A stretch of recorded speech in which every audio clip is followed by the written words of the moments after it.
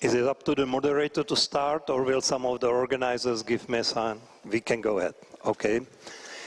Ladies and gentlemen, good afternoon. It's 12:10. Good afternoon. My name is Vladimír Dlouhý. I'm international advisor to Goldman Sachs, former Minister of Economy and Industry and Trade of this country.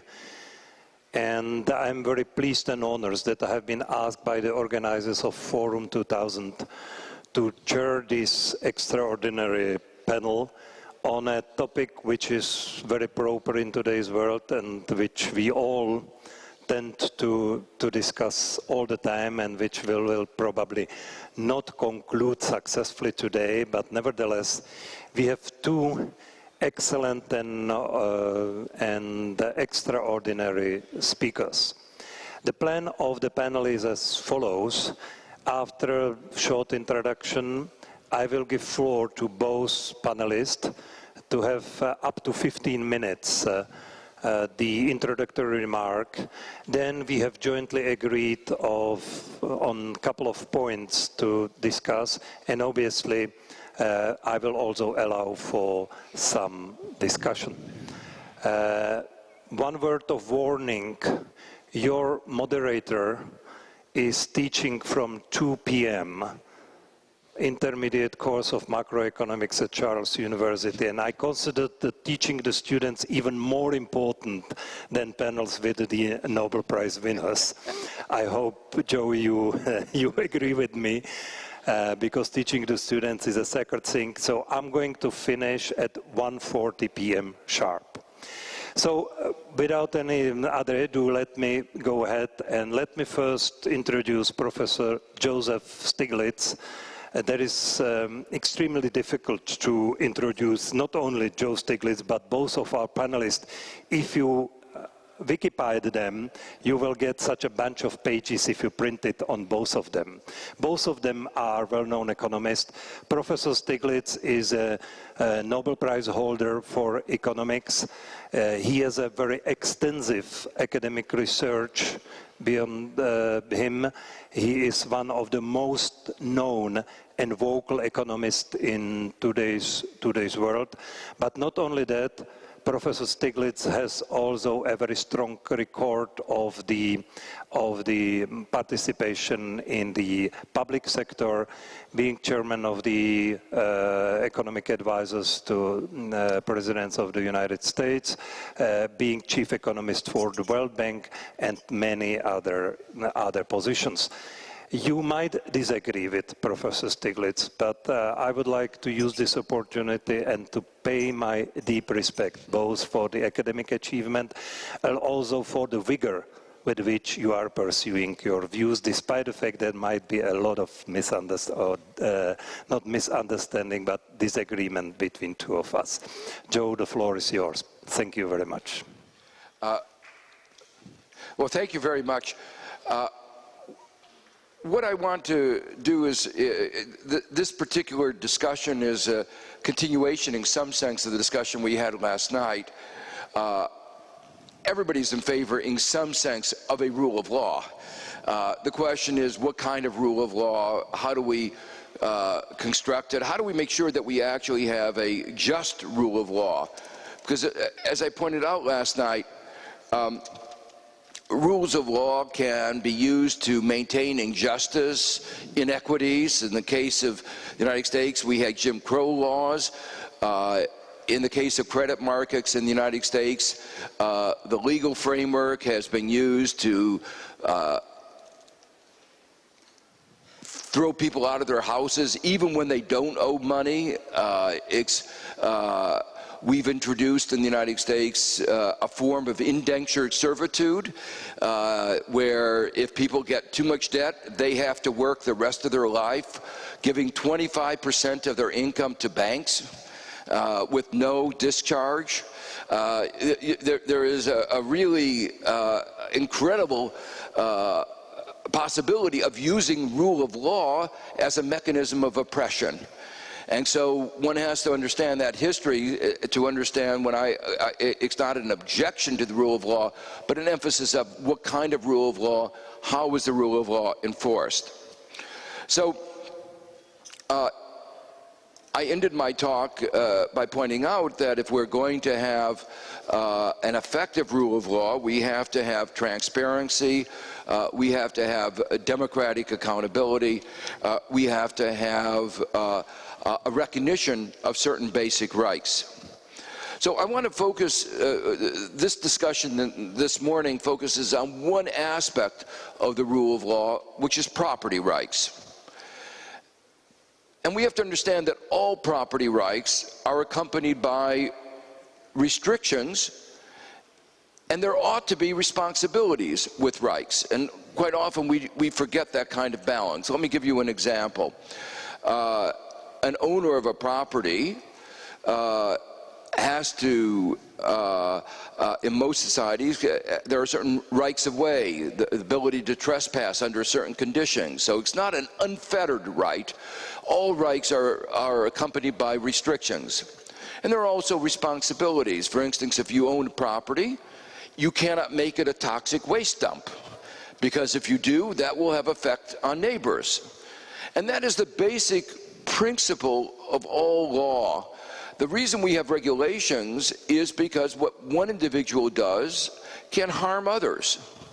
And so your rights are really, have to be seen in light of the consequences to others. Your exercise of liberty can lead to the deprivation of liberty of others. And the regulatory system is supposed to balance those various rights and responsibilities. The movement which Hernando has been very influential in, which is titling, making sure that people have these property rights, has been a very important one, and it's I think when done right, it really can help the well-being of those at the bottom. But I want to put that initiative in broader perspective. So I'm not criticizing it. What I really want to do is see it within a broader perspective concerning three objectives. How do we promote growth? How do we promote poverty reduction? How do we promote access to credit as one of the mechanisms for both growth and poverty reduction? Now, in all three of these areas, titling, giving better property rights, is neither necessary nor sufficient in accomplishing these objectives, these ultimate or intermediate objectives. For instance, property rights in China are not clear, often ambiguous, but China has had the strongest record in terms of economic growth and poverty alleviation. Hundreds of millions of people have been moved out of poverty. Maybe they would have done better if they had had better property rights. That's a debatable question, but certainly they succeeded where other elements played a more important role, property rights played a less important role. As another example, I'm going to talk about a little bit more. In terms of access to credit, there are alternative models for generating access to credit. One based on, you might call it the formal law system, the kind of proposals, the initiative that Hernando's been pushing. The other one is also one originating from the emerging markets, developing countries, is the microcredit, the Grameen Bank example. And what's interesting is these are two very different models based on a different set of principles, increasingly principles that are seen as complementary, but I want to just for a moment contrast. The Grameen model is not based on formal law, but on social capital, on informal. They're not contracts, there's understandings, there's no collateral. It's based on group lending, where the group that you participate in enforces, in effect, the contract, rather than collateral based on land. We've done a study at Columbia contrasting the success of the two models of generating credit, both in terms of the effectiveness in extending credit and the equity, to the extent to which it extends credit to the very poor, and the role that it's played in a whole variety of other social objectives. An important principle here is that what works in one context, what's important in one context, may not work in another.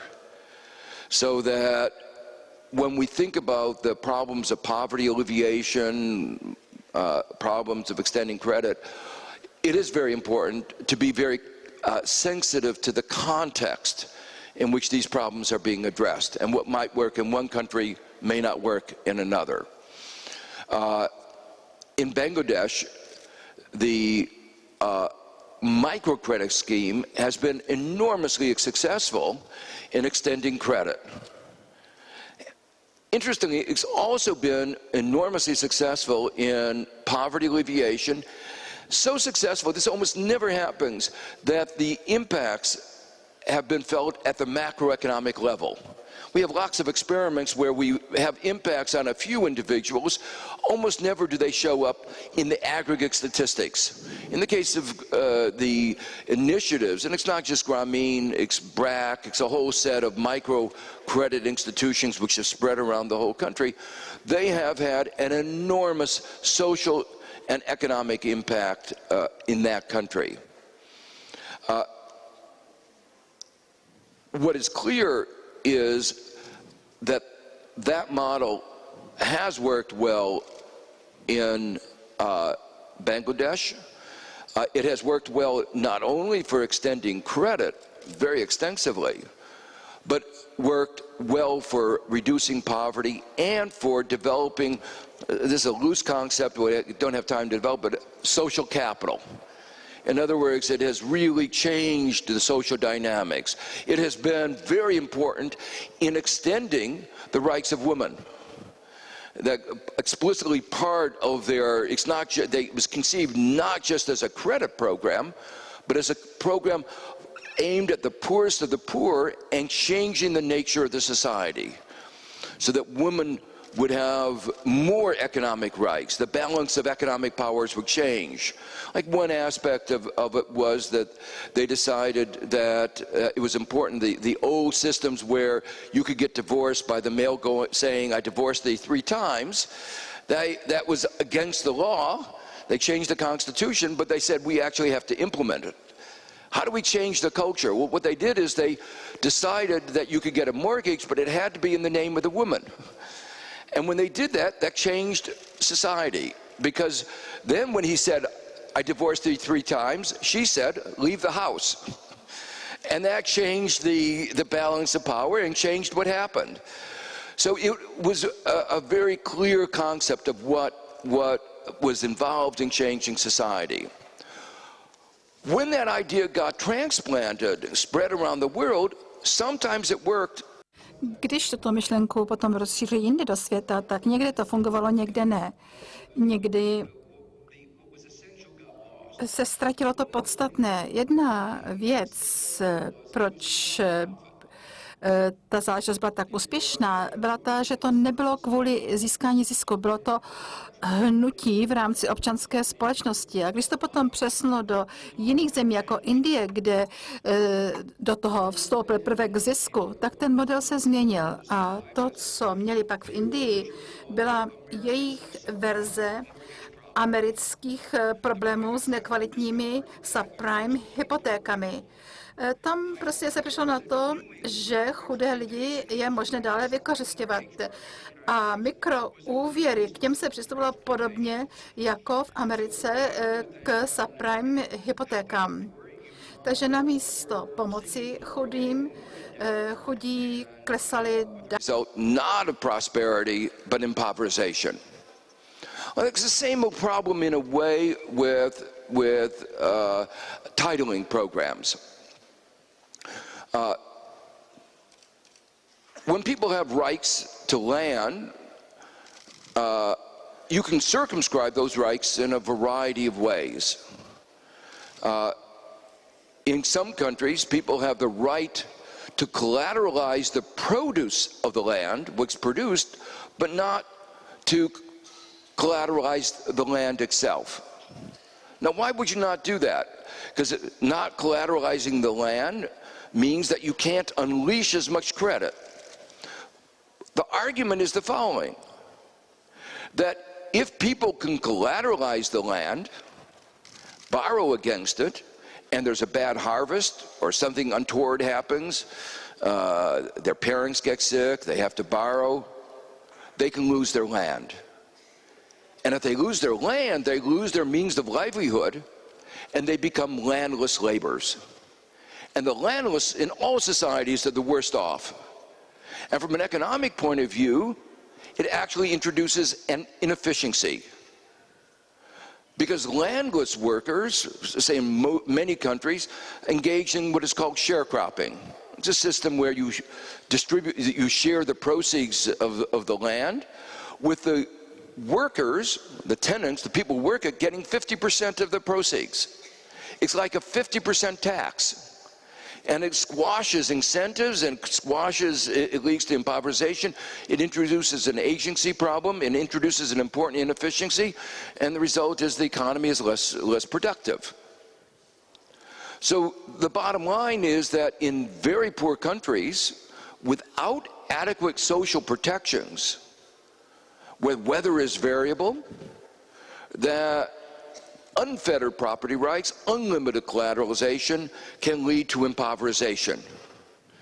And therefore, one has to be very careful about extending the use of collateral in these markets. There are a couple just other prefatory remarks that I want to make. The first is that every society has a rule of law, and when we say it doesn't, it often is because we don't really understand the implicit laws that they have. And quite often what goes on is what we want to do is formalize, clarify, make it clearer. And for the most part, that's a good idea, but one has to, again, be very careful about the downside risks and measure the benefits with the cost. Let me just give you one example that highlights the difficulties. In one African country that I know of, there were traditional land rights. They were called customary land rights. And the land was controlled in a matrilineal society, okay, in a matrilineal society. So it would go through the woman. But when they went to formalize it, have land registration, the tradition was that it was the man who interacted with the state. So the process of formalization was done by the males. So the registration system was a male-dominated registration system, and then you had a conflict between a matrilineal customary law and a patrilineal formal law, and the system turned out not to work well at all. But there's a general point here. Every system of formalization, if it actually is introducing clarity, is a redistribution. Because even the reduction of uncertainty and elimination of ambiguity is, in effect, a redistribution. So the process of formalization itself redistributes. And we have to be very sensitive to whom and from whom that redistribution occurs. And quite often, that formalization goes in the wrong way. Now, in some of the initiatives, particularly in Peru, it was an attempt to make sure that the landless, the squatters, had rights, and that was very important. But in other countries, the formalization is a formalization to give the elites the rights. If you go back to the enclosure movement, which you can say was a formalization, an enclosure movement in the UK and Scotland, it was formalizing the rights of the elites and throwing out ordinary people from the common use of the land. And so the result of that was a slight increase in inefficiency, but at a cost of enormous increase in inequality. Thank you very much for your introductory remarks.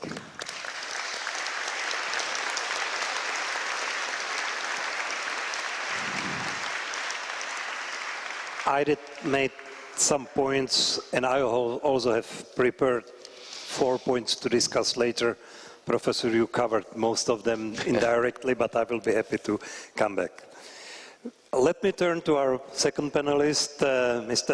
Hernando de Soto. Professor Hernando de Soto is a Peruvian economist who is known for his work on the informal economy, also importance of business and property rights, which links us to our topics very strongly. He's the president of Institute for Liberty and Democracy, located in Lima, Peru.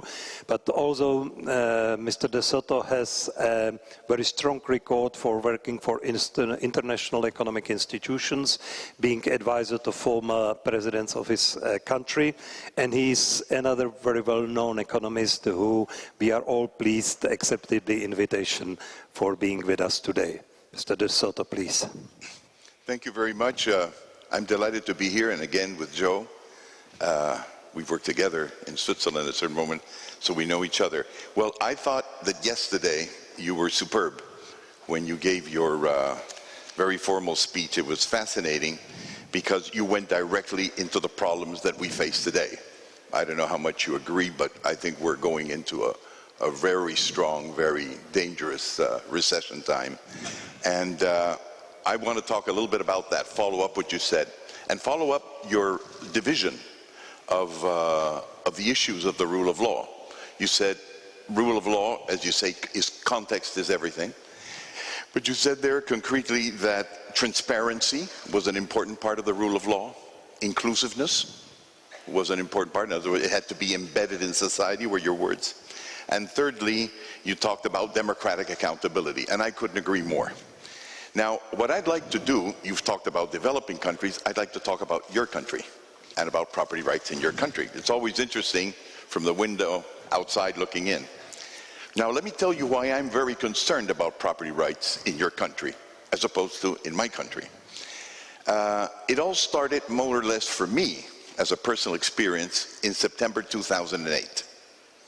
In September 2008, I don't know where I was, Addis Ababa, say, probably Addis Ababa. I turn on television, and I see the Secretary of your Treasury at that time, Hank Paulson, go out and in front of Nancy Pelosi get on his knee and say, I need $780 billion. $780 billion because we've got a little property right problem. These subprime mortgages have non-performed. So I said, well, it's terrible, 7%, all these people, the destitute people you're talking about, but what's that got to do with Hank Paulson?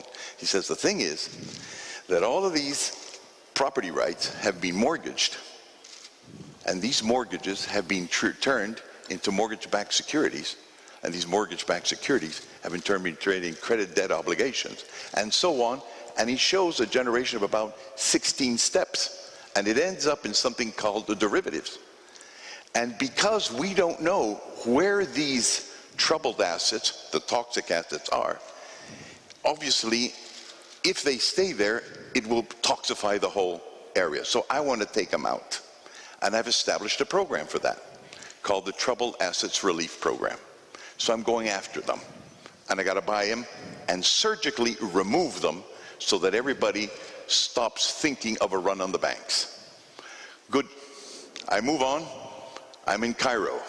Turn on the television 3 weeks later, and the same man announces to the American public, you know, we're going to do something else with that money. We're not going to get those toxic assets. What we're going to do, it's a Gordon Brown idea, is we're going to put in preferred shares into different banks, and we're going to start buying and filling up Fannie Mae and Freddie Mac. And I said, now, you borrow money for one thing, and you use money the next day, and you don't even consult, you just go out and do it. What happened here? And as you know, Joe, I've got good contacts in Washington, not necessarily on your side of the block, but on the other side of the block for historical reasons. So people talk to me. Being a Peruvian, you know, you can tell me a whole bunch of things that they can't tell you because they get into a fight. With me, it's a Peruvian, who cares? So I went in and went to the White House and I said, why, all of which has been confirmed later on, why didn't you go through Plan A, which was to surgically remove those assets? And the reply I got, can't give names, but I promise you, right at the top, and anyhow, now it's in George Bush's memoirs, is we couldn't find them. We couldn't price them. And so it was complicated. It was better to shore up the banks. But talk about the rule of law. What does the rule of law say? It was a troubled assets program. Assets, in my vocabulary, are property. It's not just a contract. It's somebody owns the risk and somebody owns the land. And they couldn't find it. And how much was it all? Well, about 1 week or 2 weeks later, Chris Cox writes an article in the Wall Street Journal and says, well, the assets we're talking about are a new form of financing and securitizing of financing called derivatives. And we think that there's about $700 trillion of these things floating out there. 700 notional amount. Agreed. Now here's what this means. If the GNP of the United States is $15 trillion and there's 700 trillion of unknown factors, in which case you don't know which bank owns it, your property rights system makes ours in developing countries look like piddle. You really don't know where things are. And the story goes on. When you're trying to shore up Greece, what is the debt of Greece? Well, they've used the derivatives market to take debts in euros, change them into dollars. They've come back, and that's been registered in the balance of payments as an income instead of the fact that it went out and in. And so every day we start finding out that Greece is in more debt than it looked at. And that's probably peanuts compared to the Italian debt, according to Gustavo Piga, who's been looking at all this up and down. And so you don't really know, moreover, how many French banks are involved in Greece. And so if Greece goes, does France go? And if France goes, does Italy go? And what happens to Germany? So the issue is that the rule of law on property, which was established during the 19th and 20th century between the United States and Europe, which includes transparency. All assets are recorded. Every automobile, every piece of land, every debt, every bond, everything tangible, intangible, the rights to your book, the rights to my book, everything's recorded with one exception, $700 trillion. So the rule of law, when you yesterday said, we have a problem, you were absolutely right, having a problem.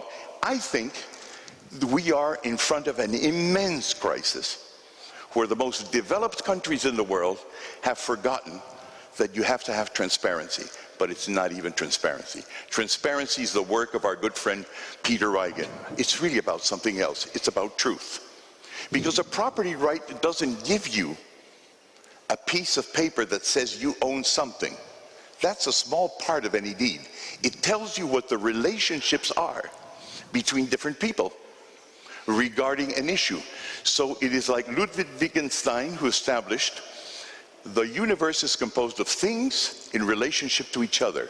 Really, the property right gives you the narrative of how we all link up together. And today, the highest amount of notional value on paper cannot be traced back, and that's why you're heading to a recession that you just can't avoid, because the biggest problem you have is knowing where the debt is. Okay, now that is the first point. The second point regarding that I think is absolutely crucial is that back home in the United States, all of a sudden we find out that 60% of your mortgages are not under the names of the people who own the mortgages, nor the people who own the houses, because you've taken a software system called MERS and you've done robo-signing, and no longer do the owners sign. And when you've gone to the courts and the Banks have gone to the courts to collect. They can't collect in 60% of the cases because in Peru, we know more who the owners are today than Americans do on a legal stance. Locally, everybody knows, but locally, in Nigeria, everybody knows. Locally, in Ghana, everybody knows. The question is, do you know in central information where it's accessible and actionable? So the question here becomes that we are in a very big problem regarding recession, and I think it is a property rights problem. I don't think it's a financial problem. I think that the trick that's been occurred is that things that were governed according to identification. You know, I travel around the world like you do, Joe, and if they ask me who I am, it's in a document. There is no way they can say Hernando. Hernando, who's Hernando? This is what does it. We've come into this conference. This is what does it. Capitalism travels in documents, and Western documents are making less sense every day because they don't give you the whole information. But then, the question, as you say, is inclusiveness. And here is maybe one point. I agree with you that politicians are enormously responsible for this. The only thing I would add is on the right, which you're right about, and on the left. And how is the part on the left? Let me explain. You talked yesterday of the Arab Spring. Okay, what happened in the Arab Spring? First time we hear about the Arab Spring is December 17, 2010. A young man of 26 years old, Tarek Mohammed Bouazizi, lights up in the 38,000 city of Sidi Bouzid, and he puts lighter fluid and lights up. Okay? Now, he's not a proletariat. He doesn't have a mortgage. He's a businessman. He's a street vendor. He's an informal fellow without any property rights. Because he has no property rights, he's got no credit. Microcredit is fine, but it's micro. You know, Steve Jobs starts off from a garage and makes Apple. Everybody in my country that's got microcredit is still in the garage. It hasn't left it. So there is a limit to how much you can go on microcredit. This guy can't get microcredit. What he has is all illegal. So he lights up because they take his wares.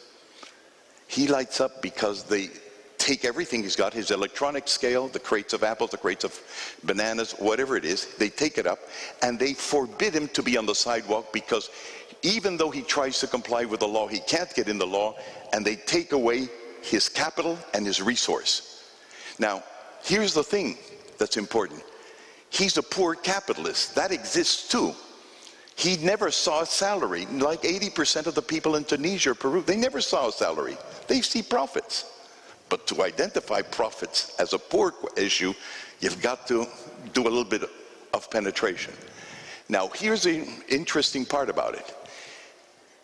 He lights up, and everybody tells me, you know, these Arab countries are all culturally different. How can you compare the Tuaregs of Libya with the Empire of Egypt? We know it's all its traditions, both local and the one of colonies. But 35 other, we checked it, I put a 5-man team, we saw that all throughout, in 1 month, all throughout the Arab nations, 35 people lit up. And the whole revolution spread like wildfire, and all the 35 were street vendors without credit and without property rights and without homes. Now, of course, what happens in those things is that the guys who can talk are the guys who steal the revolution. You've seen the Mensheviks be taken away by the Bolsheviks. But if we only look at the rights of democracy and we don't look at the economic rights to property, and you don't satisfy these guys who lit up without a political program, you will also see that the Arab Spring, which is to me an entrepreneurial revolution, you know, in Tunisia, they have the Association of Unemployed People, l'Association des Chômeurs. It's not possible. A poor person who's unemployed dies. They starve. And yet there's 60% of them. They're all in the informal economy. They're all capitalists. They're all entrepreneurs. They should also be in the heart of leftists because they're exploited, but not as proletarians. Marx didn't see it, but we're seeing it in front of our eyes. The third point, and with this I end, is democratic accountability, which I think is very important. Now, because, and I end with this, but it's an important example. Now, because the situation is so bad in the West, everything is risky, from gold down to your shares in General Motors. Very risky. So it's coming towards emerging markets. And it's a land grab. You're rushing. Large corporations are rushing. Chinese or otherwise. We'll talk about property rights and the Chinese later on. There's no time now. They come in and they're buying land all over the place, right? And as they move inside, what does the American left bring out? A film called Avatar, in which you see beautiful blue people invaded by white American marine miners. I mean, look, whole caboodle combination, which try and take their land and they say, leave our land. Every time we try and title the Amazon in Peru to give the guys of Avatar a property right so they can defend themselves from capitalists, the first people that criticize it is the left. Because why should they have property rights? Because they can be exploited. But how else can they defend their land? An American with a property right has a concession in Peru. He then writes it up in a bilateral investment treaty, then goes to OPIC in the United States, gets another piece of paper on it, then goes to the World Bank, gets another MIGA on it, and then he's got a super duper right, and he faces a few Indians who he will wipe the world with. And guess who agrees with the left-wing foundation that they shouldn't get property rights? The mining companies, of course. So it's a whole world to be discovered, and I think your speech yesterday opens a whole book of discussions that we can get into. Muchas gracias.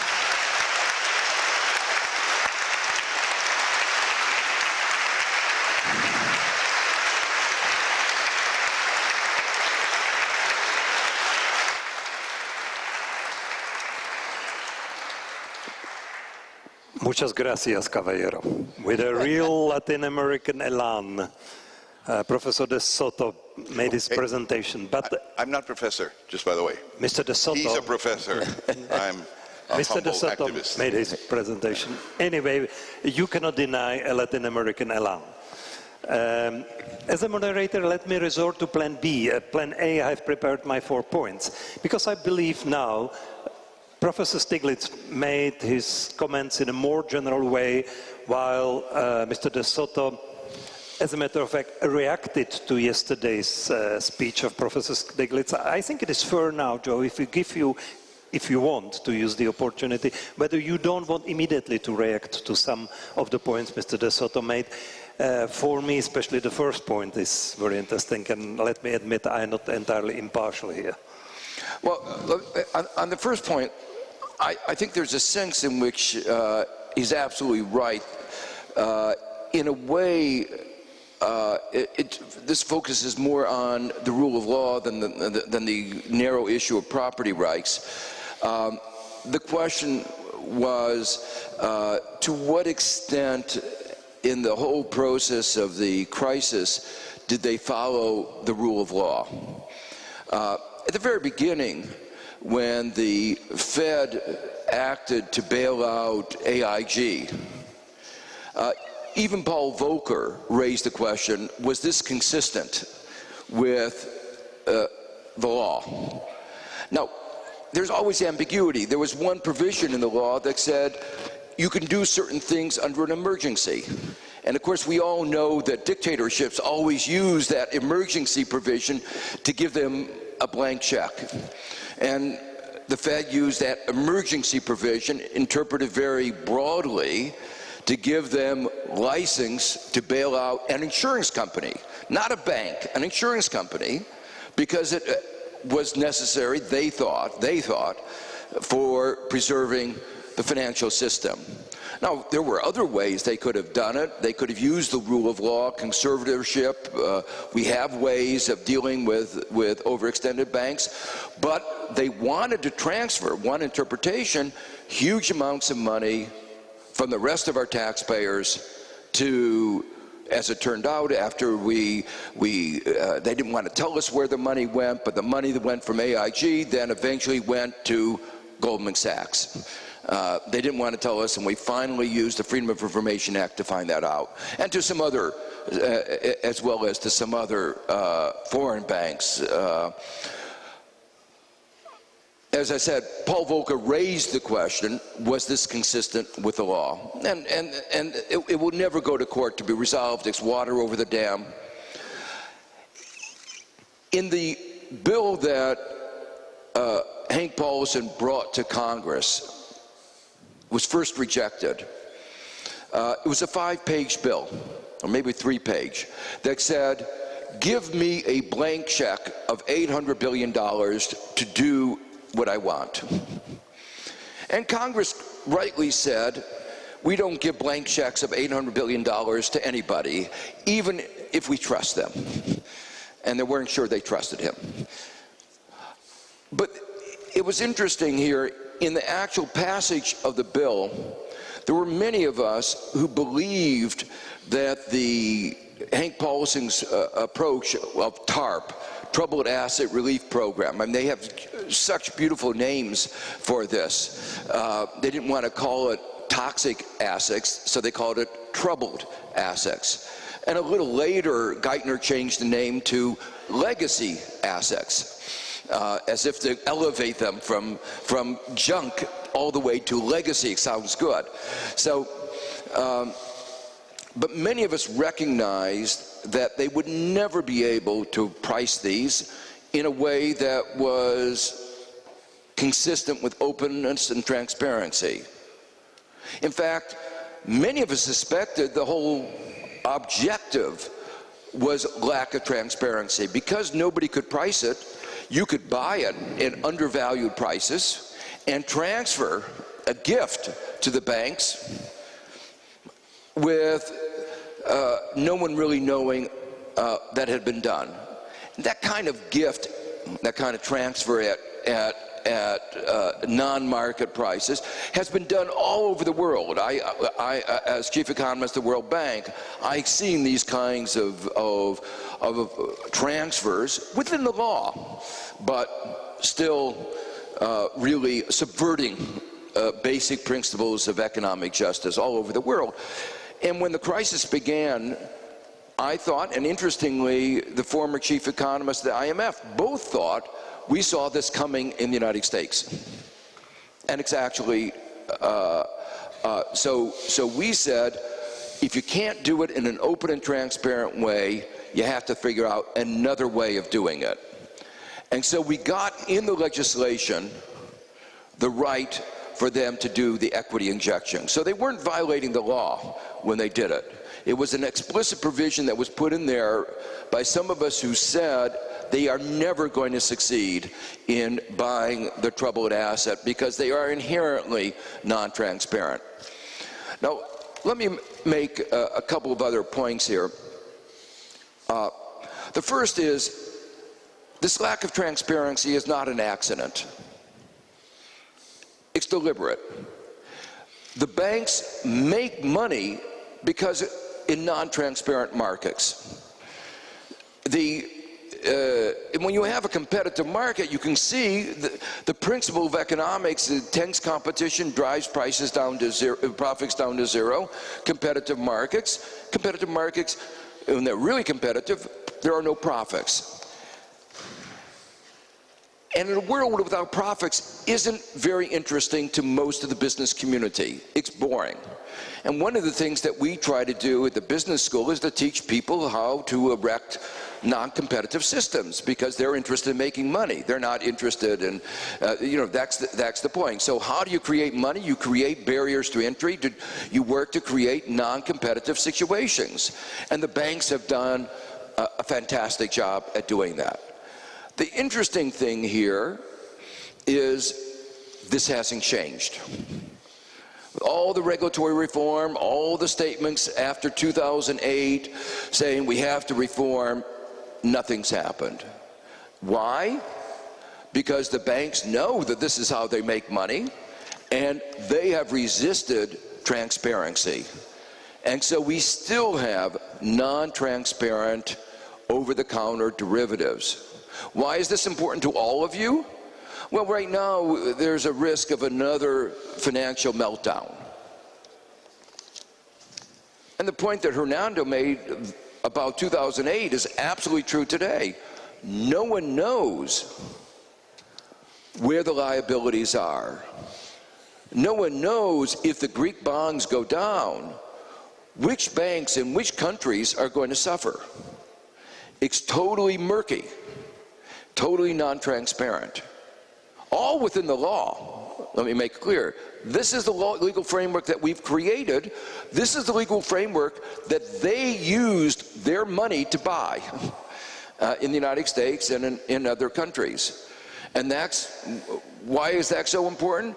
Because if you don't know who owes whom what, in the midst of a crisis, the markets will freeze.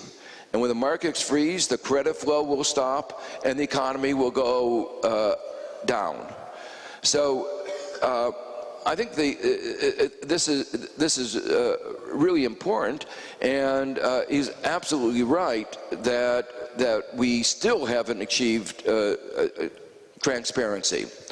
But there's another aspect of this that I want to emphasize, and that is there's a general theorem, research of mine, my own, with Bruce Greenwald was pointed out, that in the presence of imperfect and asymmetric information, unfettered contracts do not in general lead to economic efficiency. So those of you who may have studied Adam Smith's invisible hand, what we showed is that the reason that the invisible hand often seems invisible is because it's not there. That markets are not in general efficient. So how does this play out in the crisis? Well, people start making contracts freely according to the law, many of them transparent. You have first mortgage owners, second mortgage owners, service providers, and they each do it rationally, and they wind up with a system that is a complete mess. So that when a crisis happens, they can't untangle it. They've gotten themselves all wrapped up in a way that the system is becoming totally dysfunctional. And that's why we need a system. You need some sense of traffic cop. What they've done is got themselves in a gridlock where they've gotten themselves in a mess, and now they can't get themselves out of it. The consequence of, if they were the only ones to suffer, you can say, let that be their problem.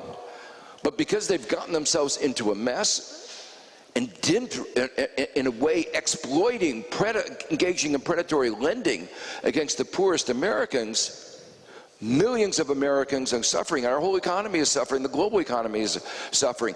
7 million Americans have lost their homes. We have an economic system that combines homeless people and empty homes.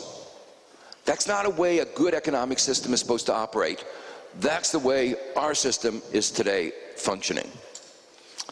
It was introductory remarks number 2, opening a lot of issues. As somebody who has been for past 14 years linked to Goldman Sachs, let me make one remark, that I always admitted a lot of criticism, but didn't know one thing, why just Goldman Sachs has been picked up as a punching ball. But that's more general remark.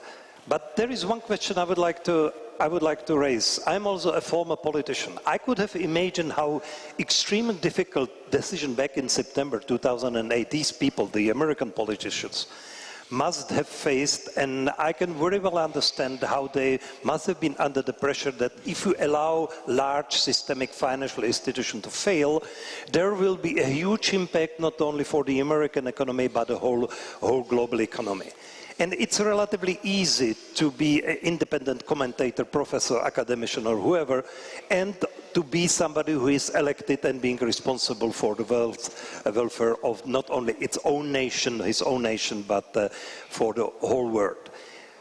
As somebody who is an independent economist, as Vladimir Dlouhý, I even have a strong suspicion that if I should decide on my own, I probably even wouldn't save AIG, even Bear Stearns, not only Lehman Brothers. I would just let the whole catastrophe happen in the short term, hoping that through that there will be a much faster boiling out of the problems without such a protracted recession which we might be facing. And I would like to know your opinion. Where is the difference between the rule of law on one thing and the responsibility for the politician, not only for his or her own country, but for the whole global economy? And let's be sure, sitting in Europe, we are not discussing a past in 2008, we are not discussing academic question, but we are discussing the fate of the European or Eurozone today with the immediate impact on the Czech economy. So allow me to raise this question, which was not among my 4 points, but as a moderator you must be flexible. Let me would you like to start? Yes, I would like to follow up, ahead. not even start. I think that this whole issue has been well titled, and that's why I enjoyed Joe's remarks yesterday on the rule of law, why he emphasized it. He didn't just say the rule of law. Here's what I think. I'm a third worlder, so I'm an outside observer. I think that basically you Westerners have lost their sense of history. It is not that there's laws and there's a rule of law. The rule of law is something that Joe just mentioned before, which is, you said, there's something informal. That informal thing is basically a social contract. There are a series of principles on which regulations stand. And the question is, what are those principles? Some countries like yours, Joe, believe that you should put them in writing, and you got the amendments and you got the whole thing and the pillars are there. And you've got a Supreme Court and other institutions that safeguard them.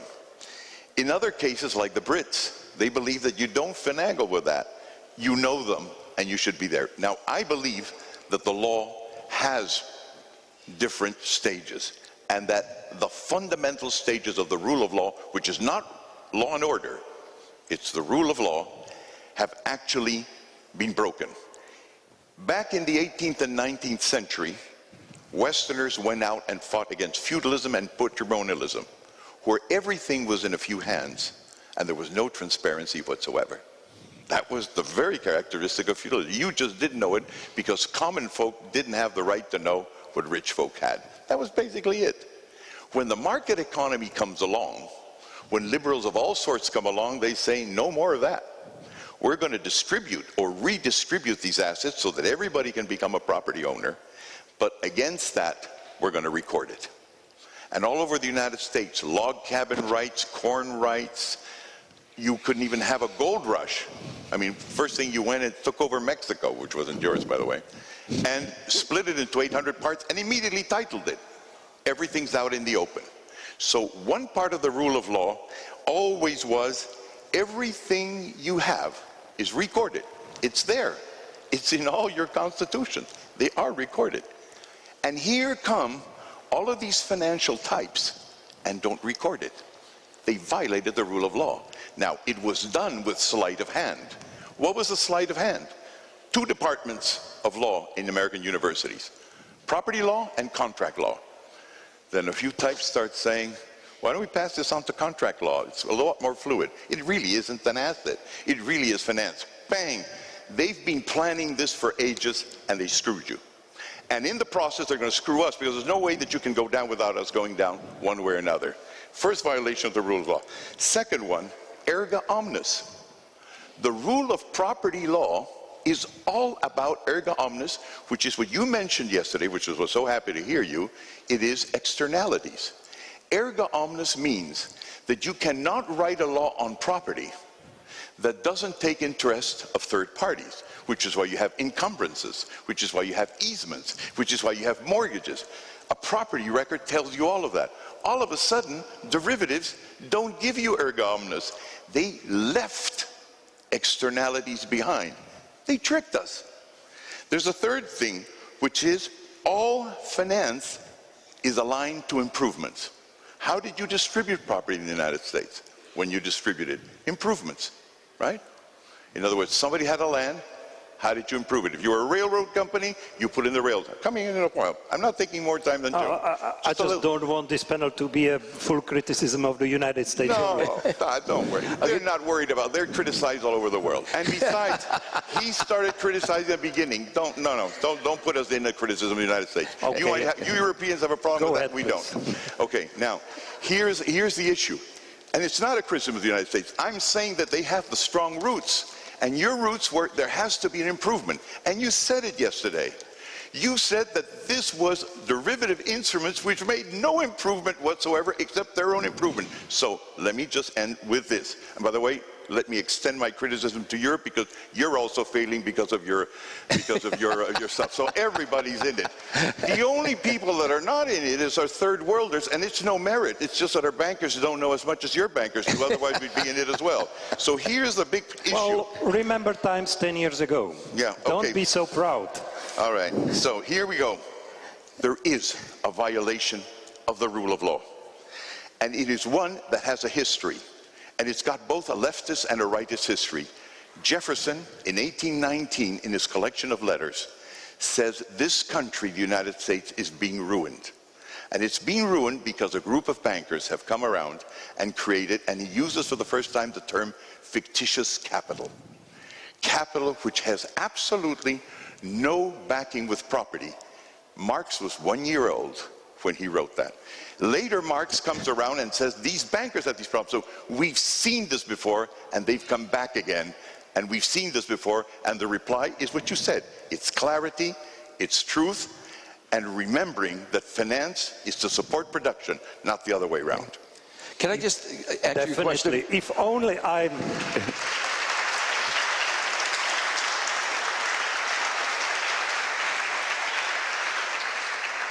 Hernando, if only I was not a moderator. Joe, please. Okay.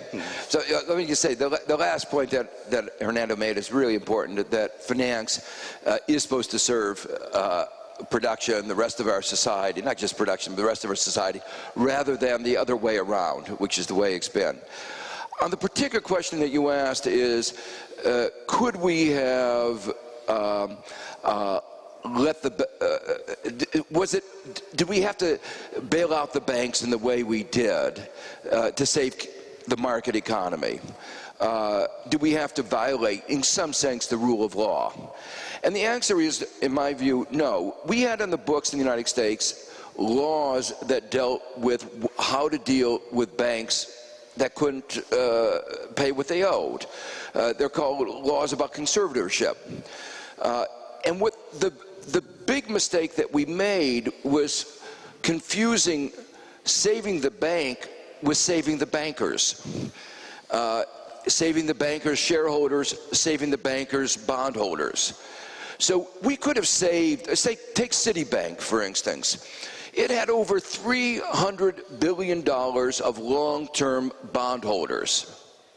So rather than shoveling money in from the U.S. government, we could have gone through and said, we're going to restructure. We go through bankruptcy. In the case of banks, we call it conservatorship. There's some details in the law about how you do it.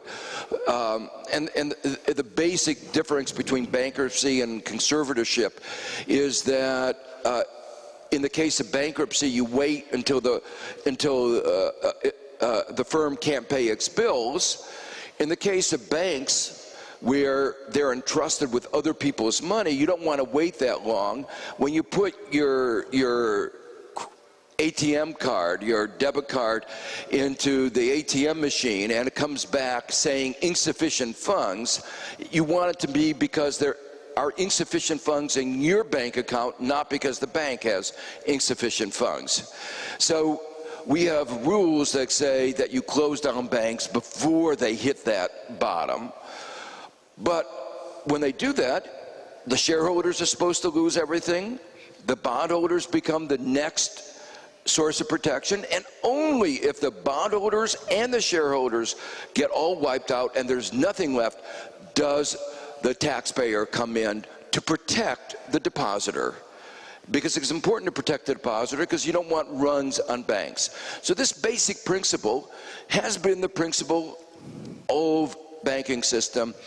And unfortunately, both the Bush and the Obama administration simply did not understand that, or more accurately, I think they did understand it, but they got captured by the banks. And it's not just your bank, it was all of the banks that they got captured by, but and the result of it was that money flowed from taxpayers to protect the bondholders and the shareholders, and that was the big mistake. Maybe, but weren't we, because both you and me inconsistent, when both you and me today, we expressed our reservation about bailing out in the US back in 2008. But yesterday in the noon TV discussion here in the Czech Republic, we both supported, maybe both of us for slightly different reasons, necessary stabilization steps of Eurozone towards Greece and general debt crisis. Because it is also a violation of the existing rules and formal setup in different member countries of the Eurozone, obviously under the flag of saving the Eurozone economy, preventing the other crisis. So isn't that a certain inconsistency between what we said yesterday and what we are saying here today? No, I mean, to the extent that the problem in Europe has to do with the banking system, I would say we should follow exactly the same procedures.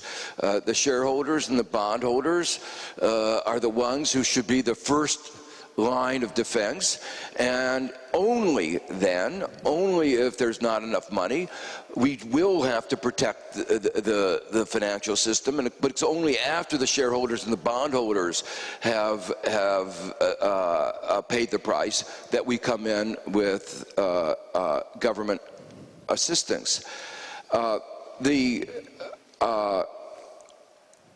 issue of sovereign debt is a more complicated one, and we don't have a good legal framework for sovereign debt, and how to restructure it. And that was so clear in the case when Argentina had its problems, and it had to be restructured. There's no bankruptcy court they can go to. There's no international law that applies. In the aftermath of the Argentinian crisis, there was an initiative to try to create an international regime, but unfortunately the Bush administration vetoed it. And so a decade later, we're left in the same state that we were at the time, Argentina. We have no orderly way of doing it. And what Europe is trying to do is to say, look, we need to have an orderly way, because if we don't have an orderly way, the consequences could be very severe. So it's really, this is a case where the lack of a set of rules of international law is really causing a problem. Now, yesterday when we were talking about it, part of the problem in the Euro region is that the project of creating a euro went faster than the economic project was faster than the political project. So that when the euro was created, it didn't have the set of other institutions that would be necessary to make a common currency work. And there was a hope that over time those institutions would be created, but it hasn't happened. There was a hope in January of 2010, with the Greek crisis just beginning, there was a hope that something would be done very quickly. Didn't happen. And now there's still the hope, a year and a half later, that as the crisis has gotten worse, Europe will finish the task, to finish the economic project that it began a decade ago. And it's an open question. Thank you. Do you want to comment on that? But let's not dwell on Europe and Euro too long. Let's not what, sorry? Let's not dwell on Euro too long. Sure. Yeah. Please. I can be moderate. So, I think there's another interesting issue here, you know, Joe, which is something that the Europeans forget. Now, let's take another stance. I'll criticize Latin America later. But there's a memory problem here. The memory problem consists of the following thing. Back in the 19th century, I forget exactly where, there were some economists that were saying, you know, it's a pity that we've used the word money. We should have used the word moneyness. Now, what's behind that? The whole idea behind that is that there's all sorts of liquidity in the world. And part of it is currency, what the Fed issues, or the Central Reserve Bank of England, Mervyn King. And there's other stuff that has value, and that has currency. I mean, you can't go out with a mortgage and buy a pack of cigarettes, but it's there, and it can serve to have a financial operation. So then we have the fractional reserve system. And I think that one of the problems is that the monetarists, just like the finance types have taken over, the monetarists have taken over as if the only liquidity in the West was money. In fact, what the fractional bank system does is that Mr. Bernanke puts out, I don't know, 100 units of gold and says, you need 100 units of gold before you can loan 1,000 units, or whatever it is. But what the banks loan out is not that 100, because that 100 can't cover 10 times that amount. What they use is all sorts of other types of information to either collateralize or feel assured. And that information is property information. How does property information come in? How do you know how much assets you've got? One is, of course, records. And we've just seen that MERS and the other ones have screwed things up. The other one is you should be recording, like bonds, you should be recording the derivatives. One is not. There's a third one, which is balance sheets. The balance sheet evolved to control companies, their assets, liabilities, and equity. And then the US government, like European government, said, now standardize it, so this is a way we can know if you're a healthy company, if you're over-leveraged or you're not over-leveraged, at least to a point of great danger. Enron breaks, and we try and find out how many balance sheets they have. 3,200. You go to a Peruvian bank, one balance sheet. So emerging markets, we do what you told us to do. But in your cases, you've created special purpose entities for real, cool, absolute liquid financing. And so what happens is that when all of a sudden you take away mark to market, no longer do you put as prices what you can get on the market, but what is fair. Hey, we did that during our best dictatorships. What's fair? Your special purpose entities don't work. Your land records don't work. You haven't titled your biggest financial device. You, and this is your area, asymmetry, you have no information. And so the question is, can you bring out $1, $2, $3 billion from your Central Reserve Bank when your real problem is private credit contraction, which is not based on monetary stuff, but the assurances and the information, the truthful, transparent information that property rights should be giving you. Again, would you like to discuss, or can we move ahead a little bit? Go ahead. Okay. Let me move to a rather sensitive area here. This country inherited in December 1989 a completely nationalized economy. Even among the former communist countries, the former Czechoslovakia used to be the most nationalized. Even the small and medium-scale businesses were basically nationalized. There was virtually no private sector. There was a huge political and also economic demand, not speaking about the advices from abroad, for a very mass and quick privatization, which we did using also the famous, or you would say, maybe some people would say infamous, voucher scheme privatization. Later, with the problem with the Asian crisis 97-98 and collapse of the Russian economy and former Soviet economies, there was a lot of reconsideration in the West for the advice you gave us, which got the name so-called Washington Consensus, and we were, to put it simple, very much criticized for being too fast in the introduction of the economic reforms and putting the policies right. And we forgot about the institution and legal framework. And after the Asian crisis and after the collapse of the Russian economy and also problems we in this country and elsewhere had, there was obviously this rule of law slogan which emerged very, very strongly. But if I look back, even open for the criticism, what is, as a matter of fact, a legal system in a particular moment of the time?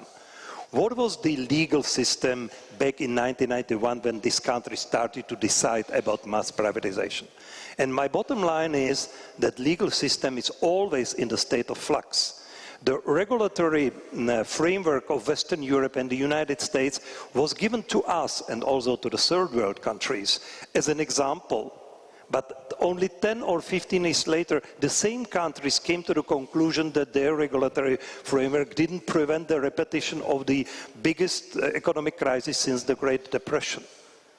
So if you look back at the criticism of the so-called Washington Consensus, where Professor Stiglitz, I know you were one of the most vocal critics, how would you answer my question about the fact that the legal system is always in the state of flux? And if you would like to achieve a privatization of such a mass scale as we were facing, or if you want to pursue any other important transformatory change in the economic performance, on the large changes on the economic policy, my answer would be that simply you should just go pragmatically ahead, even when you are going to suffer some backlashes later. Well, I think the first point that you made is a correct one, that legal systems are always in flux. And legal systems are man-made constructions. We have to have a clear view of where we want to go, what we want to use them for. We need to know the lessons of where they haven't worked well. There are always going to be flaws. There are always going to be problems. The difficulty, or my concern, was that the economic framework on which the Washington Consensus policies were based was basically flawed and outdated. It was based on the notion that markets were self-regulating. You strip away regulation, you make sure you have private incentives in place, and things will work well. Economic theory had explained why that was not true, and that it was a very risky strategy. And those predictions turned out to be true. Kinds of criticisms that I raised, saying that deregulation, financial deregulation, for some of the reasons that Hernando has said, I looked at it as an economist more than as a lawyer, but that system, it was inevitable that that financial system would break down. So the issue of the mindset behind the Washington Consensus deregulation and privatization was just simply out of touch with modern economics, and was one that was, I viewed, extremely risky. And we now know that the world is paying a huge price, and the United States is paying a huge price for that mistake. There's another aspect that I was concerned with, not so much as an economist, but in terms of just as an economist, but the nature of the society, that if you didn't do privatization in the right way, for instance, you can wind up with a society with a high degree of inequality. If you didn't do privatization right, you could wind up with a society with a high degree of inequality, and that inequality could in turn undermine democratic reform. Now, the countries in Eastern Europe, I think, had a big advantage and a very big difference from Russia, because they were joining the EU. And the EU was providing a legal framework, a stability, a political stability. But you look at another part of the economies in transition, Russia. And I think that the rapid privatization led to the creation of an oligarchy. And that oligarchy, I don't think, and most of us looking at Russia would say today that it's a true democracy. Whether, if it had done privatization differently or not followed the Washington Consensus, they would have wound up at a different place. That's a counterfactual history. But what is clear is that those of us who were concerned about that dynamic were rightly concerned. The other side said, don't worry, because once we create property rights, we will wind up, they will demand a good legal system. And my response to that is the demand for antitrust competition law doesn't come from people like Bill Gates and Rockefeller. They like non-competitive situations. If we're going to get competition, we have to have an underlying economic framework that demands it, and not one that's run by a set of oligarchs. So the decisions you make at one time does affect the history at the next moment of time. And you were anchored because of Europe. Russia didn't have that anchor, and I'm afraid that as we've seen the evolution, some of those early mistakes are likely to be long-lived in their consequence.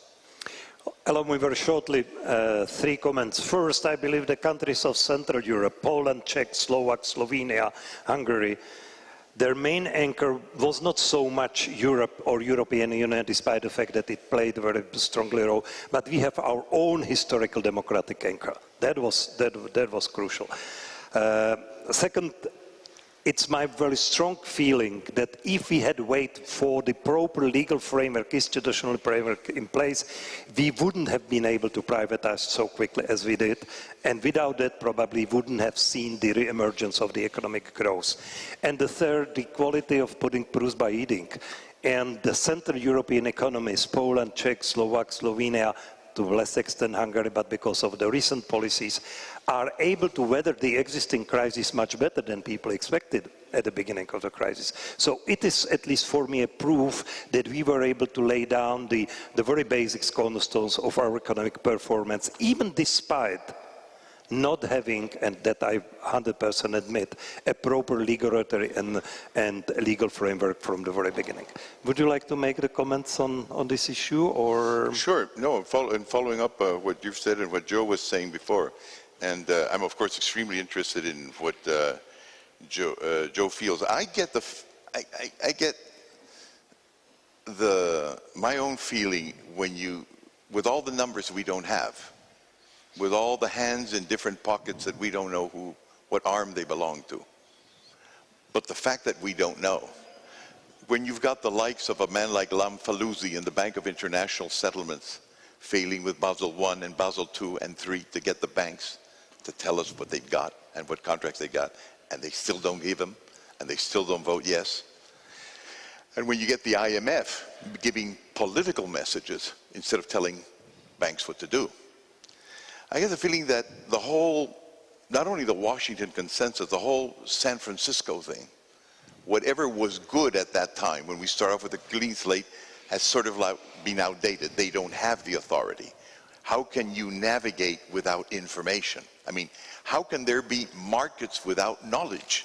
I mean, the whole idea of knowledge identification is because you're going to operate on a large scale. Market is not Asterix and Obelix talking to each other. Markets are when you talk to Chinese you never met, and it doesn't matter because he's got a price. He knows what he's going to talk about. He's got an address.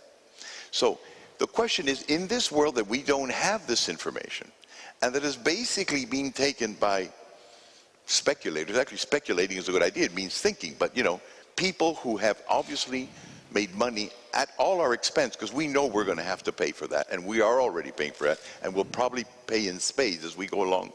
I wonder, Joe, if we haven't actually come to a time when this order has been exhausted.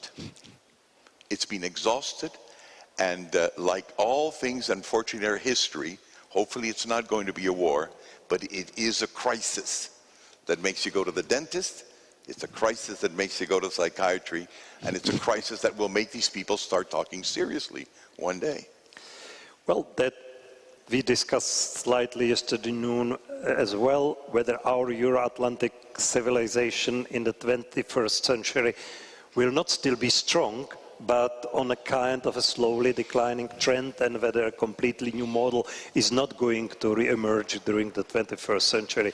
I would love to continue in this discussion with these two excellent economists, but because we are coming to an end, and I have promised I will also allow for some questions for the floor, we have time for 2 or 3, but please quick and up to the point questions. I see 2 gentlemen. The hand was first on the left-hand side from my point of view. Please, go ahead. Can we have a mic? Yeah, there it is. Mr. De Soto puts property rights central to the rule of law, and to what extent do you think that that is true, Professor Stiglitz? Thank you for a short and up-to-the-point question, Professor Stiglitz. Well, I think the way we've been talking about it, I think has helped clarify the issue. Property rights are only one part of the system, and that's why I pointed out that the Grameen Bank has actually, in many countries, been more successful, microcredit, at extending credit to the very poor than the extension of property rights. But there are limits, and as Hernando pointed out, microcredit doesn't help create enterprises that are going to create jobs. So when you start getting into the larger scale, you need to have more formal institutions, and that's just one example. Property rights have to be properly defined. They have to have this kind of transparency that he's emphasized. They have to have a recognition of responsibilities and restrictions, so that the notion of unfettered property rights is really a misunderstanding of what is needed to make a market economy work. But property rights are only one part of a broader economic system. Interestingly, I was in a discussion, a debate at the beginning of China's transition to a market economy back in 1980. There was a discussion, for instance, there are a whole set of things that you need to make a successful market economy. But their response was, we can't do everything at one time. Which is more important? Is it more important to try to create property rights, clear property rights, a whole legal framework, or to get competition going? And several of us, Ken Arrow and I, said trying to get competition going is probably more important than dotting the I's and clarifying all the property rights. Eventually you're going to need the property rights, and that was really the strategy that they took. They didn't have a lot of clarity on property rights. They had a lot of competition, TVEs, township and village enterprises, different and competing in the West, and they had the most phenomenal economic growth over the next 30 years.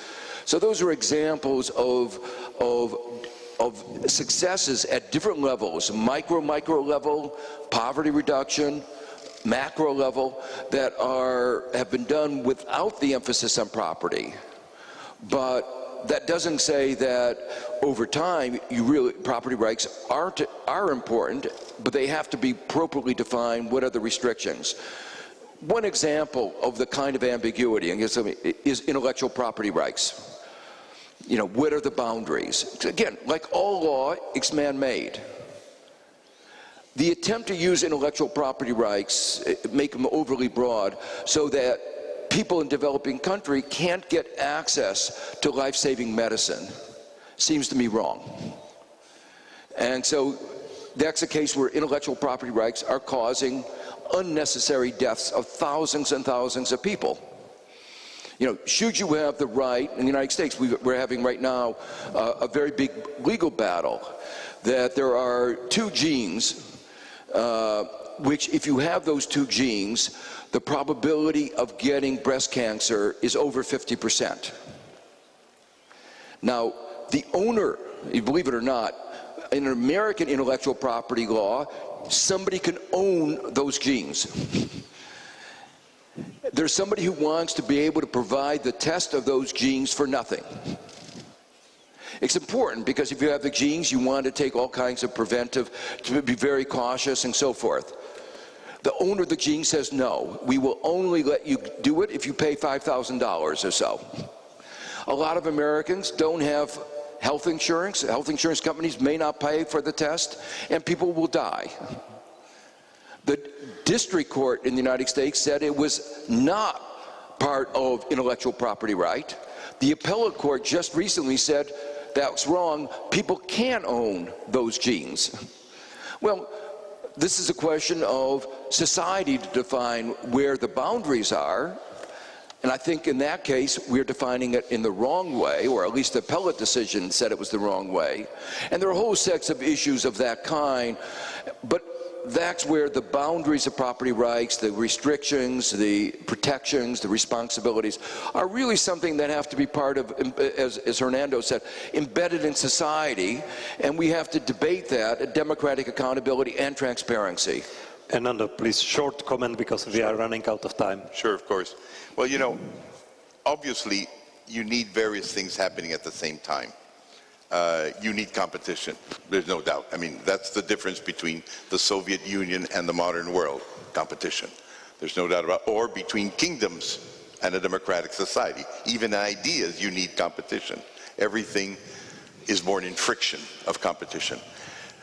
Now the question is, you know, what comes first, competition or is it property rights? I think we would have a great debate on that could last a few days. Of course, from the property rights point of view, I think that it gets a bad name, among other things, because as it evolved, it went from being in the 18th and 19th century a very revolutionary word, because it meant that the king didn't have it all, and the blue blood didn't have it, to becoming a Ronald Reagan word. And so it now has this right-wing touch that among Europeans and Americans sounds bad. But I insist that it is really a bad word. Maybe the best word is who controls the assets. And if you have a question of control, how can you possibly have competition if you don't know who controls what? Which is what's happening now, which is now what's happening with the banks. So I believe that property rights has got a very important role to play.